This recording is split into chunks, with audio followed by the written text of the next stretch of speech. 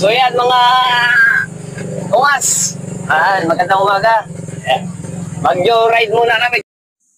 Yun na nga at pagkatapos namin mag-joyride, so dumiretso na nga kami pala dito sa grocery para bumili nung paborito kong Milo. Masarap kasing inumin yung Milo, lasang Ovaltine. Charot. Yun nga ang sinasabi ng mga batang 90s noon. Milo, masarap inumin, lasang Ovaltine.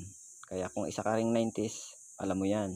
So, huwag mong kalimutang mag-follow, like, pakishare na rin ang video na to para alam ko kung hanggang saan nakaabot ang video ko.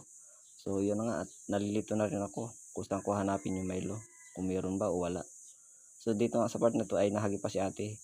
Sabi pa nga ni ate, ala, pangit ko dyan. Pangit daw siya doon. So, ayan nga at nagdampot pa ako dito ng ano. Sabi yung Milo lang, bakit naghanap ka ng chocolate? So, charot lang. So, yun na nga at pa-uli-uli ako dito.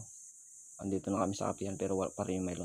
Alam, bakit lang ulit? Wait lang. Ba't kailangan mo maganda? Ako ready, wait lang. Ready? Oh, wait lang. Sino ba ang isa-shoutout? Kalibog vlog. Team Ungas.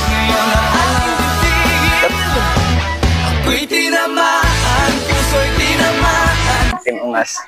Okay, shoutout po kay Kalibog at Team Ongas. Yan. Salamat